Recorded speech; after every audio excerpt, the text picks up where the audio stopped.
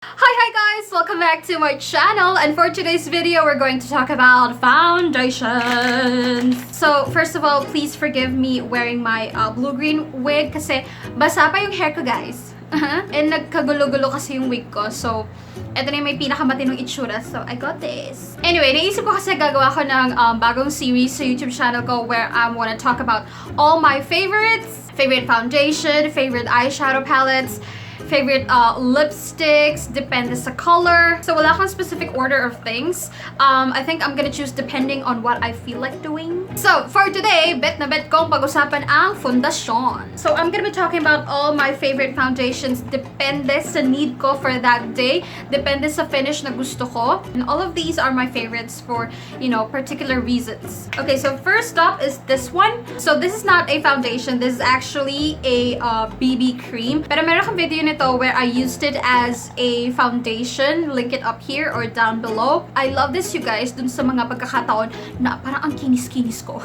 Yung wala akong pimpality. And alam mo yon, I just have a really good skin day. And ayoko na masyadong makapal on my face. I just want to look healthy and glowing. This will give you a light luminous finish.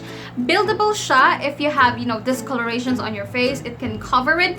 But you will still need a concealer if you want to hide your pimples and all that. But I really like this for everyday wear or for days na wala naman akong pupuntahan, wala naman akong gagawin, nasa bahay lang ako, but I wanna look pretty. And yeah, I highly recommend that you get this if you want yung mga sinabi ko, if you wanna achieve yung mga sinabi ko and all that. So this is the iWhite Korea BB Holic Everyday BB Cream. Next foundation is this one right here. This is the Maybelline Fit Me Shine Free Plus Balance Foundation, and this is a stick, you guys. And as you can see, paubos na talaga yung akin. So why do I love this, or when do I use this? I love this because if you're on the go, and alam mo yon, ikaw yung tipo na araw-araw wala ka talagang time mag-mock-up ng bonggang-bongga. Ito, perfecto. Meron akong video na to, link up here or down below. Kasi ito, parang isa-swipe mo lang siya, and then you can even use your fingers, and then, okay na, bongga na. And what I love, you guys, is stick siya, pero hindi siya drying. I think magagamit mo to kahit may oily skin ka, or kahit may, dry skin ka, kasi hindi siya drying sa skin, and hindi rin naman siya super-duper, alam mo yun, parang, makakaproduce ng oil sa mukha mo. It's just perfect. Plus, buildable din yung coverage na it can cover your under eye circles and all that. But when it comes to pimple, well, depende sa klase ng pimple na meron ka, no, be? Kasi kung yung pimple mo is, alam mo yon, maliit lang naman yung bump or something like that, feeling ko makakover naman niya. Pero kung yung pimple mo ay gabulkan o kaya gapigsa, just ko Lord, syempre kailangan mo ng concealer for that. But overall, I highly recommend that you try this, lalo na kapag on the go ka. Next foundation, no particular order to, guys. So this is the LA Girl Pro Coverage HD or High Definition Long Wear Illuminating Foundation. And you guys, meron akong tip. Maraming, nabibili na to sa department store, especially sa SM department store kasi meron ng stall dun yung LA Colors, diba? I mean, LA Girl. So department store, this retails for 700 pesos. But you guys, if you wanna buy a more affordable version nito, go to Instagram kasi maraming mga Instagram makeup shop na nagbebenta na ganito na hindi naman 700 pesos. Well, yung iba, 600 and then there's 500. But, alam niyo yung pop culture sa Trinoma? Meron na rin daw mga shops ng makeup. And you guys, mabibili mo to sa halagang 450 pesos. 450 to 500, depende dun sa shop na, or sa stall na bibilhan mo dun sa pop culture sa Trinoma. Why do I love this? Ito ginagamit ko kapag gusto ko ng dewy and luminous finish. Kasi pagka-apply mo nito, guys, ayan it will give you a really dewy finish. Plus, bukod doon, buildable yung coverage niya without looking cakey. Ngayon, kung gusto ko ng luminous, I just set it with very, very light powder. Pwede ko siyang lagyan ng makapal na powder on top if I want it to be full coverage but, a bit matte. Plus, ang ganda niya kapag nagsiselfie ako. And most especially, ang ganda nito on cam. Where you don't, well, not all of you guys go on cam. Pero kung hindi nyo alam, kasi nag-on cam ako, traffic report ako sa DZMM Teleradyo. And whenever I use this, and then I look at the monitor, I'm like, okay, ganda. These two I use with my fingers. Pero ito, I use with a sponge sometimes. Pag may time ako. Pero this one, fingers talaga, pang mabilisan. And this one, I use a sponge. Ang tawag dito, beauty blender to apply this. Ang ganda-ganda niya kapag beauty blender yung ginamit nyo. So, highly recommend this if you want a glowing but buildable coverage foundation. Next foundation is the Wet n Wild Photo Focus Foundation. I have the shade Golden Beige. And this is the foundation that I am wearing right now. Bakit ito yung pinili ko? Wala. Kasi parang ang tagal-tagal ko na siyang hindi nagagamit. Siguro mga close to 2 weeks kasi nagpapalit-palit ako ng foundation every day. So parang hindi ko siya masyado nabibigyan ng atensyon. So I'm giving it a shining moment right now. Why do I love this foundation? As you can see, it has full coverage. Medium to full coverage, buildable yung foundation. Buildable yung coverage na just like this one. But this one is not as luminous as this one. This one is not as luminous as this one. Ito kasi talaga glowing and everything. This one, parang, ito parang medyo semi-matte siya. Not necessarily dewy, pero it dries into a semi-matte to matte finish. And I love it because buildable yung coverage niya, pero hindi siya nagkikick sa skin ko unless you know, Sahara Desert yung skin mo, super duper dry. Well, kasalanan mo na yun, hindi kasalanan foundation yon. With a proper skin prep, this would definitely work on anyone, combination, kahit na oily skin ka, dry skin ka, combination skin, you just have to, you know, do a proper skin prep. This would definitely work on you. So flawless, it's so easy to blend. Ang ayaw ko lang sa kanya yung amoy niya. By the way guys, it has a spoolie.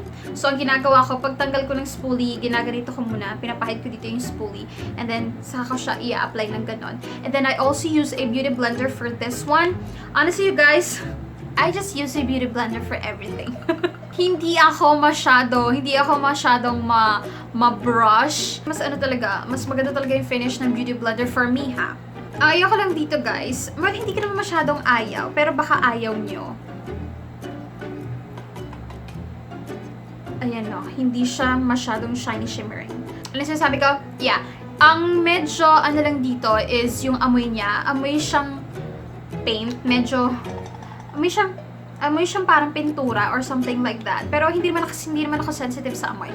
Pero baka kayo, 'di ba? So baka hindi niyo mabitan yung amoy nito. Pero alam mo 'yon, if you're for the performance and not really the smell, I would really recommend this. And you guys, kagaya nito, hindi ko sure kung meron ito sa department store. Pero I got this for 450 dun din sa Pop Culture. So alam mo 'yon, kung gusto mo makamura nito, go buy sa mga Instagram shops or doon nga sa Pop Culture sa Trinova. So, next favorite foundation of mine is, this is the Maybelline Fit Me Poreless Foundation, and I am in the shade Nude Beige 125.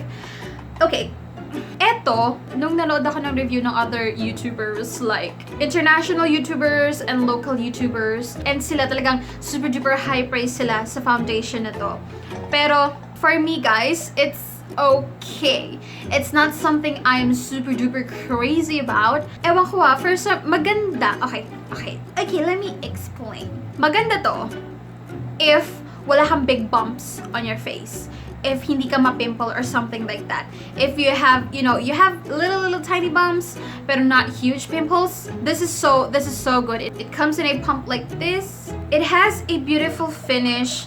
Para siyang not dewy, but in the middle of dewy, but powder finish. Pero yun nga, maganda siya if you don't have huge pimples or yung pimples na talagang namumula or nagiging, violet-ish. Kasi I do believe this is just a light to medium coverage. If you want full coverage, you can layer it up. Pero in my experience kasi nagkaroon kasi ako ng mga malalaking pimple dito. I tried to layer it. Hindi pa rin niya ganun ka-super naka-cover. I still need big help, as in big help, from concealers.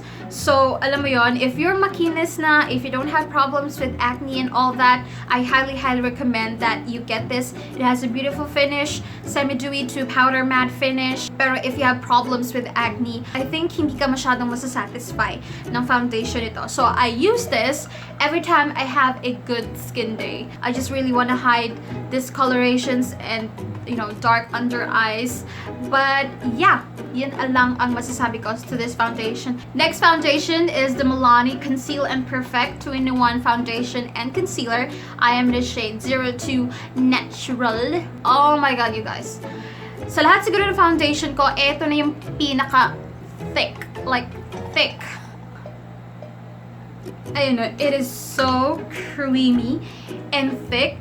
Pero you guys, this is one of the most full coverage foundation that I have. So kung marami kang kailangang itago sa mukha mo, I highly recommend this. For this one, perfect to sa may mga combination skin. Pero you can make this work kahit na meron kang dry skin. If you have dry skin, make sure na maayos yung skin prep mo before applying this. And if you have oily skin, make sure gumamit ka ng primer na may anti-oil or yung primer na may oil control. And then once you apply this, you can bake your face with a loose setting powder. Kasi ang number one na gusto ko dito is yung coverage niya talaga, guys. As in, tatakpan niya talaga. Pwede niyang takpan. Pero syempre, you have to be very careful dahil medyo thick nga siya. Pwede siyang mag-cake if you apply it in the wrong way or hindi mo prepare yung skin mo beforehand. And very long lasting. I really love this. I use this kapag may mga event ako. But you guys, I recommend that you get a shade lighter. Kasi for some reason, eto, nag-oxidize siya sa skin ko na medyo mabilis. So I suggest you get a one level lighter. And then kapag masyadong light for you, you go put on a bronzer or a contour powder all over your face lightly. But yeah, I think yun lang masasabi ko. This one is a little bit expensive. I think I got this for 700 or 800. Where did I get you? And nabili ko to sa isang Instagram shop again. Kasi wala tayong Milani sa department store and yeah. Next foundation is this one. It's from L'Oreal Paris, 24-hour foundation. This is the Infallible Pro Matte. I use this on good skin days. Kapag wala akong malalaking pimple and all that. Kasi akala ko talaga full coverage siya, you guys. But no, it's light to medium. Buildable, yeah, to full coverage. Pero kung meron kang mga malalaking pimples, kakailanganin mo pa rin ng concealer. And then, ang bilis niyang mag-set. Pero maganda kasi yung finish niya, lalo na kapag oily skin ka. Plakado talaga yung magiging finish niya, lalo na kapag maayos yung skin prep mo. And then, you use the right tool for this, which is the Beauty Blender for me. Yes. It's lightweight and comfortable on the skin. It does last long, pero yun nga, yung downside lang niya, it's not super full coverage like I expected it to be. Pero, ano ba yun, maganda to. You should try this, especially if you have oily skin. Okay, so this is the last foundation that I'm gonna share to you guys. Yung mga naunang foundation, I just picked it up randomly. Pero eto talaga yung sinadya kong ihuli because this has been my holy grail foundation for how many years na, and my god, ayan, paubos na naman siya. This is the Revlon Colorstay 24 hours foundation. Well, of course, you're not gonna wear it for 24 hours, and I have the shade 250 Fresh Beige. And you guys, yung nagsistart ako ng makeup sa YouTube channel ko, ito siguro yung kauna-una ang foundation na binili ko. And sa old school YouTube, lalo na sa international YouTube community, this has been praised and raved for how many years. And for some reason, dahil naging staple na nga siya, hindi na siya masyado pinag-uusapan ngayon. Pero you guys, eto talaga for me ang maaasahan mo na foundation.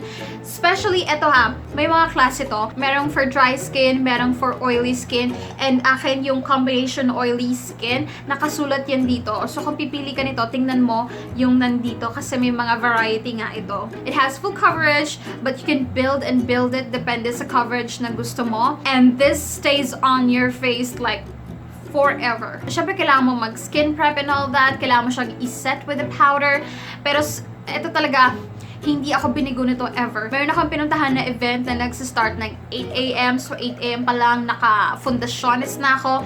And natapos siya ng mga, I think, close to 9 p.m. It was like an all-day event talaga. Close to 9 p.m.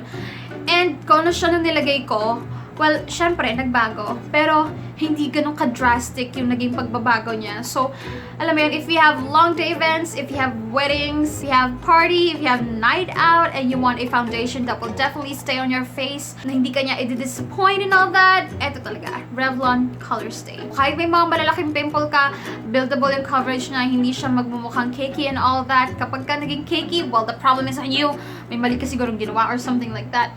Pero I swear, ito talaga yung foundation na nasa tabi ko, nasa likod ko, forever. And nakakalungkot lang kasi parang people forgot about this already, but I haven't. I still love you, and I will love you. I'll be loyal to you. I mean, kahit may mga side chicks ako, pero I'll be loyal to you. You're my number one. So, yun na lahat guys, ang aking mga favorite foundations, dependes, and need for today. Pero alam mo yun, hindi ibig sabihin nun mag-work sa inyo. Pero what I can definitely say is worth it siyang i-try. Tapos tignan nyo ako mag-work sa inyo. Pero kung papipiliin ako ng isa siguro na highly recommend ko, aside from Revlon Colorstay, that's like me. It's forever in my heart. Siguro ito. Yeah, the Wet n Wild Photo Focus. Hindi siya ganun ka-thick as the Milani. Hindi siya as dewy as this one, yung LA Girl Pro Conceal. It has the right dewiness and semi-matte to it. Hindi naman siya super dry, matte, like the L'Oreal. It's just in the middle, and it's better than the Maybelline Poreless Fit Me for me. So, yeah, the Wet n Wild. So, that completes this video, guys. Sana nakatulong ako kahit papaano if you're in a search for a perfect foundation, a holy grail foundation for you, or kung naghahanap ka ng bago mong favorite foundation, sana nakatulong yung mga chinika ko sa inyo. Pero you guys, ang masasabi ko lang, kahit anong foundation pa yan, ang importante is maayos yung skin prep mo, maayos yung skin routine mo, and at the same time, yung mga tools na gagamitin mo, again, highly recommend that beauty blender. Yun na siguro yung pag-ipunan mo, day. You can buy an original beauty blender sa Zalora, or meron na rin sa SM Department Store, merong stall doon, yung very, very tiny stall. Yung beauty blender, parang hindi mo nga siya makikita kung hindi mo talaga hahanapin. And then aside from skin prep, of course, kailangan mo rin, alam mo yun, hanapin yung perfect setting powder and all that. We're gonna get there. Titignan ko kayo, sasama ko yung powders and setting powders, favorite powders and setting powders. Yeah, abangan niyo. So yeah, I hope you enjoyed this video, guys. Subscribe to my channel and then click the bell button. Utang na loob, ha? Utang na loob. Click the bell button so you will know if I upload a new video. Because kung hindi nyo malalaman na nag-upload ako. Baka nga hindi nyo pa makita na nag-upload ako. So, give and take tayo, guys. Give and take. Thank you so much for watching, and I will see you in my next video. Bye-bye! Me and my fats.